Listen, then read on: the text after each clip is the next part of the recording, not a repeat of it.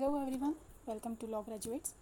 आज हम पढ़ेंगे स्टेट क्या होता है और स्टेट की different theories as well as sovereignty का concept. State in the sense not only means state such as Maharashtra, Gujarat, but country in political sense.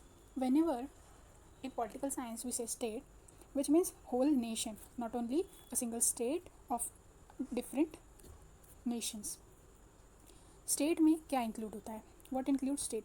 So while making a state, और जब हमें स्टेट बनाना है तो क्या इंग्रेडिएंट्स है या क्या चीज़ें हैं जो हमें लगेंगी to make a state? Firstly we need population, that is peoples, लोग लगेंगे, जनता लगेगी for making a state. Second thing is territory.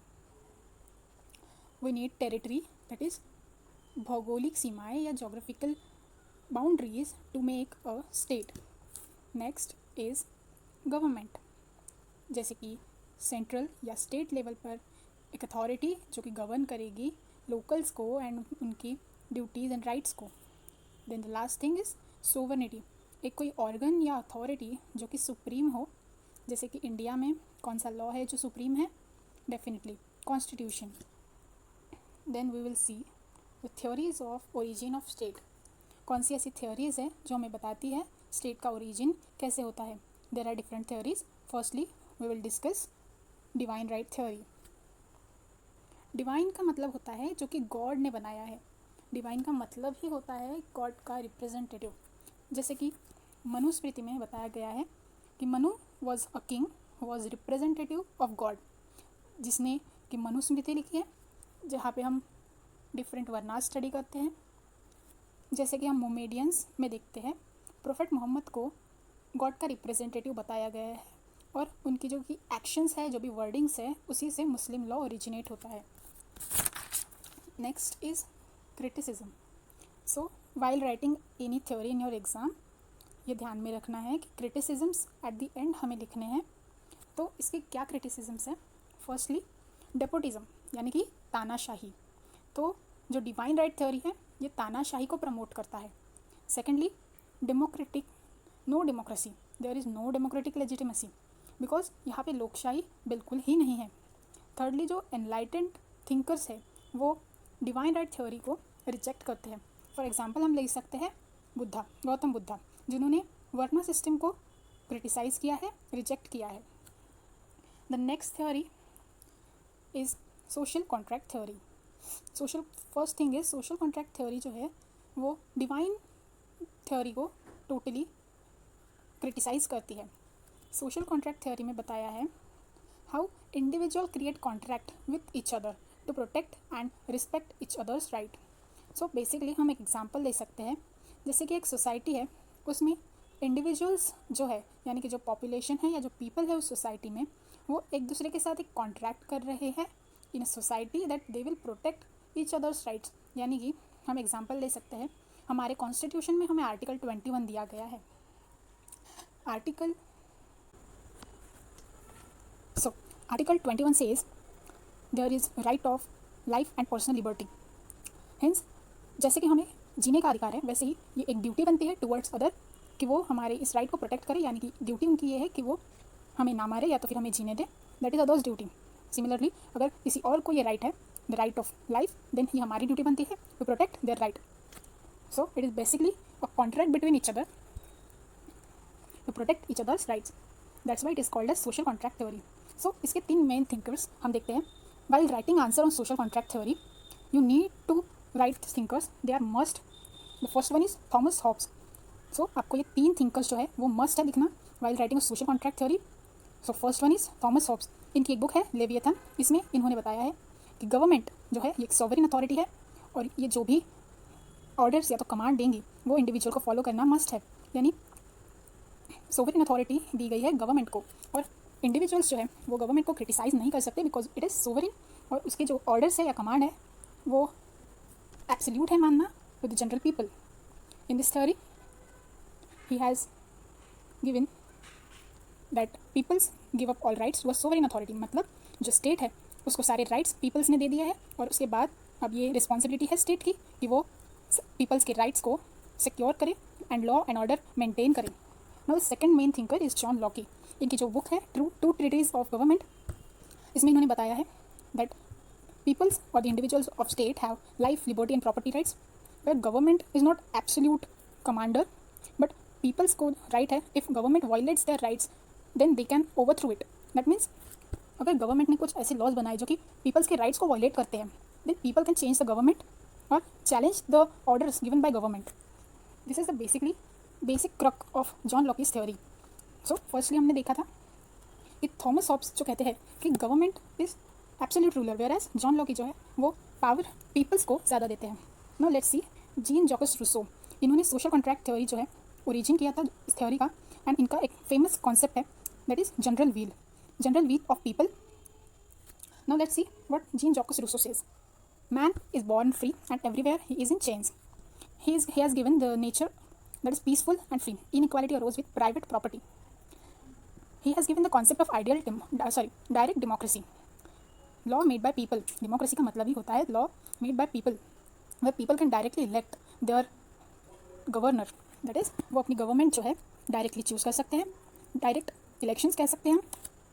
जैसे कि एग्जांपल हम ले सकते हैं यहाँ पर USA का, जहाँ पे डायरेक्ट इलेक्शंस होते हैं, बट इंडिया में ऐसा नहीं है, हमारे यहाँ इनडायरेक्ट होते हैं ना।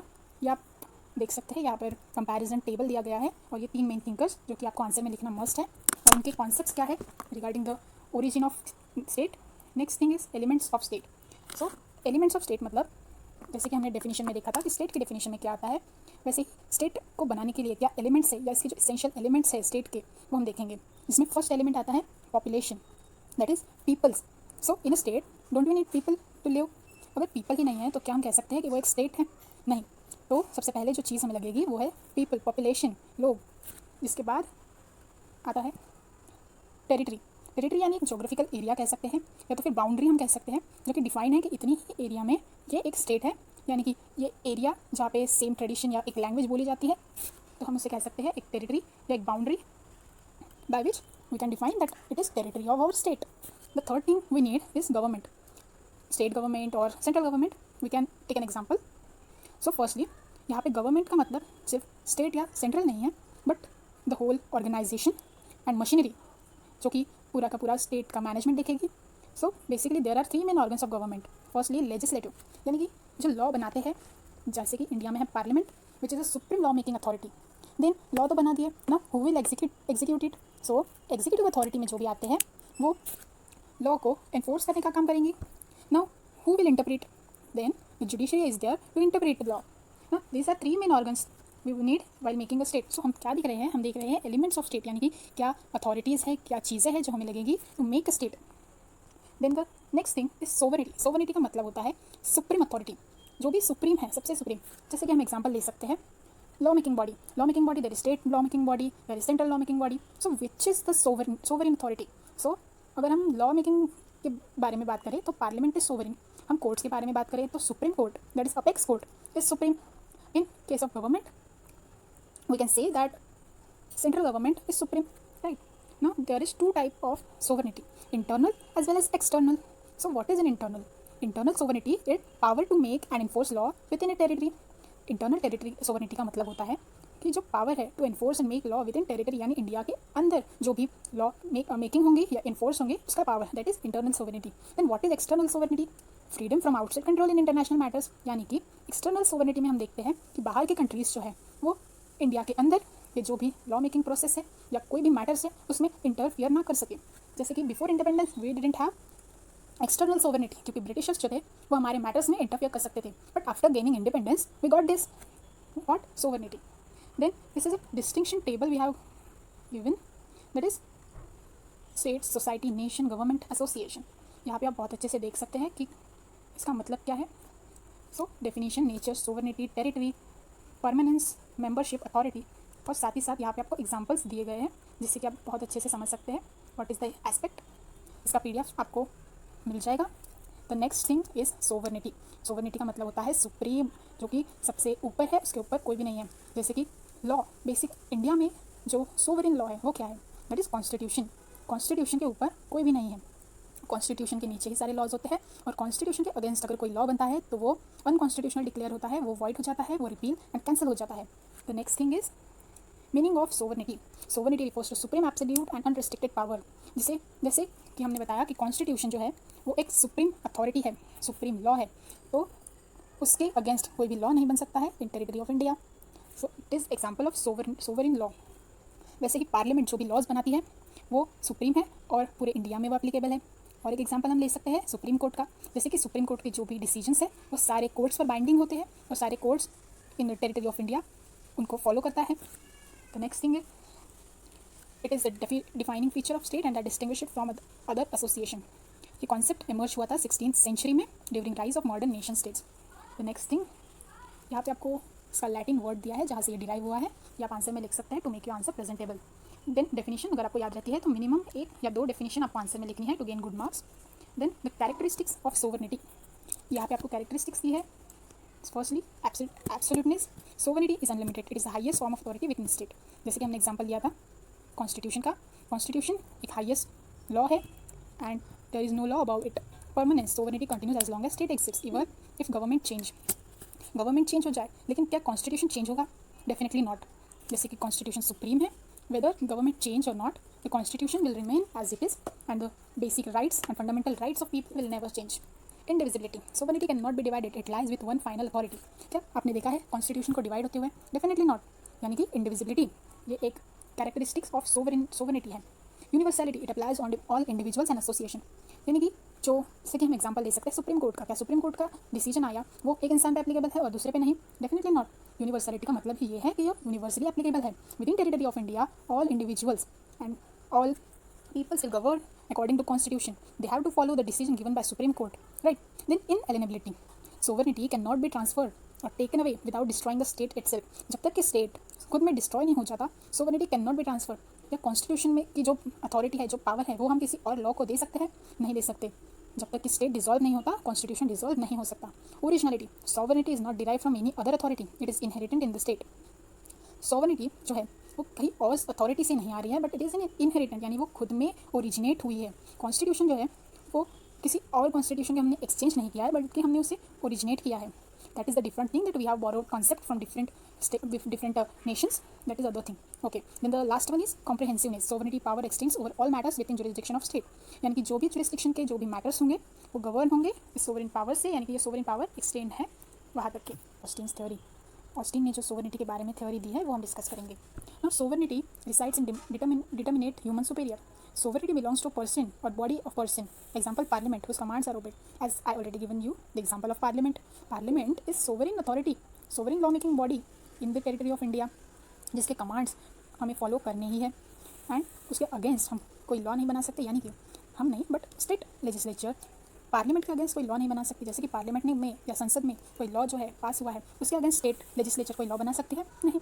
That is sovereignty of parliament. Law is command of sovereign. ये कॉन्सेप्ट हमें देखना है. That is all laws are seen as command issued by sovereign and backed by threat of punishment. यानी कि एक सोवरेन अथॉरिटी है जो कि कमांड इशू करेगी, यानी कि लॉ में बनाएगी, जैसे कि पार्लियामेंट लॉ बनाएगी और वो लॉ हमें फॉलो करने हैं. If in case we don't follow the laws there are punishment. So अगर हम कोई लॉ है जो फॉलो नहीं करते हैं, रूल्स है जो फॉलो नहीं करते हैं, फॉर एग्जाम्पल ट्रैफिक रूल्स हम फॉलो नहीं करते तो देयर आर पनिशमेंट और फाइन इज गिवन, राइट. सो अगर हम कोई ट्रैफिक रूल को तोड़ते हैं तो हमें फ़ाइन भरना पड़ेगा या तो फिर पनिशमेंट मिलेगी. Then the next is sovereign is above the law. The sovereign cannot be legally bound by any other authority or rules. फिर से वही है that sovereign cannot be legally bound by any other authority. Sovereign legally bound नहीं है any other authority को, या rule नहीं होती है किसी अदर अथॉरिटी से. पार्लियामेंट के ऊपर कोई नहीं है जो उसको रूल करता है या उसको मैनेज करता है. Parliament in itself is sovereign. Habitual obedience, इसका मतलब है sovereignty is characterised by habitual obedience of majority of population. जो मेजॉरिटी ऑफ पॉपुलेशन है वो एक सोवरेन अथॉरिटी को पावर देती है. Then sovereign is indivisible. According to Austin, dividing sovereignty weakens the state and creates legal confusion. According to Austin, there should be only one sovereign authority. So Austin का ये कहना है that there should be only one sovereign authority. यानी कि एक ही authority होनी चाहिए जो सोवरेन होगी, जिसकी कमांड पीपल फॉलो करेंगे. Otherwise people will get confuse कि इसका सुनना है या उसका सुनना है. Who is sovereign? So there should be only one sovereign authority जिससे पीपल्स गवर्न होंगे और कन्फ्यूजन भी नहीं होगा. So this is all about the theory of state and sovereignty.